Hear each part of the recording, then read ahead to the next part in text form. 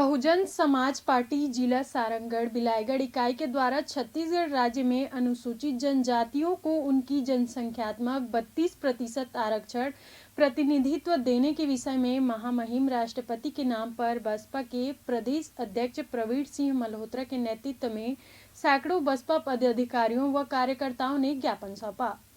बताया जा रहा है 19 सितंबर 2022 को बिलासपुर हाईकोर्ट के द्वारा छत्तीसगढ़ प्रदेश में 58% आरक्षण को असंवैधानिक करार देते हुए एक फैसला सुनाया गया था, जिससे राज्य में निवासरत 32% अनुसूचित जनजाति समाज को आबादी के अनुपात में 12% का सीधे सीधे नुकसान होना बताया जा रहा है।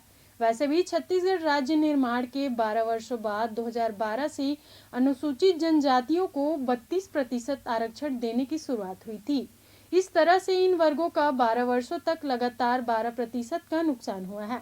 छत्तीसगढ़ राज्य सरकार द्वारा हाई कोर्ट में मजबूती से इस मुद्दे पर अपना पक्ष नहीं रखने की वजह से यह फैसला आने की बात कही गई है। आज हम लोग हमारी पार्टी की ओर से 11 बिंदुओं को लेकर के महामहिम राष्ट्रपति महोदय भारत सरकार के नाम ज्ञापन कलेक्टर के माध्यम से सौंप रहे हैं।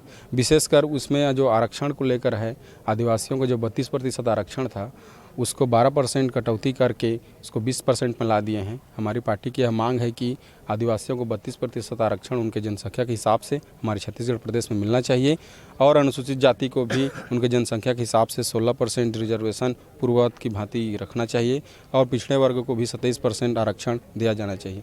चूँकि सुप्रीम कोर्ट ने यह इंदिरा साहनी केस में तय किया है कि 50% से ऊपर नहीं किया जाएगा रिजर्वेशन करके, लेकिन फिर भी आज के डेट में यदि देखा जाए तो कई राज्यों में यह आरक्षण की जो तय सीमा है उसको लांघ कर प्रदेश की सरकारें अपने जनताओं को मतलब रिजर्वेशन दे रही हैं। जो सामाजिक और शैक्षणिक रूप से पिछड़े हुए हैं उनको रिजर्वेशन देकर आगे लाने का काम वो कई राज्य सरकारें कर रही हैं।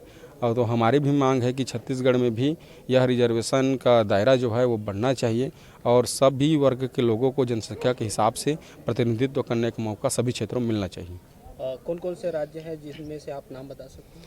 तमिलनाडु है, आंध्र प्रदेश है, कर्नाटक है और कई प्रदेश है। हमारा छत्तीसगढ़ भी इसमें भी 58% अभी मिल रहा था।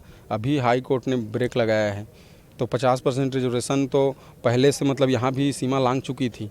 तो हम लोगों का कहना यही है कि सभी वर्गों को जनसंख्या के हिसाब से आरक्षण का लाभ मिलना चाहिए। आगामी क्या रणनीति होगी? हम लोग चरणबद्ध तरीके से हमारी पार्टी इस मुद्दे को लेकर के सड़क से लेकर संसद तक उठाती रही है और आगे भी उठाते रहेगी। समय समय पर जागरूकता कैडर कार्यक्रम करके भी बहुजन समाज पार्टी बहुजन समाज के SC ST OBC माइनॉरिटीज लोगों को जागरूक करने का काम करती है। सारंगगढ़ से मिलन महंत की रिपोर्ट, SCN 24।